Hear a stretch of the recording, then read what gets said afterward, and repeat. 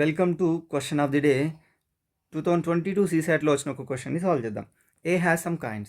He gives half of the coins and two more to B. B gives half of the coins and two more to C. C gives half of the coins and two more to D. The number of coins D has now is the smallest two-digit number. Right, ఇక్కడ X అనుకొని solve చేస్తే మనకు time waste అవుతుంది and through options solve చేద్దామన్నా కూడా అన్ని check చేయాల్సి వస్తుంది. సో ఇప్పుడు మనం ఏం చేద్దామనంటే A B C D. So మనకు డి వాల్యూ ఎంతో తెలుసు. ఎందుకు?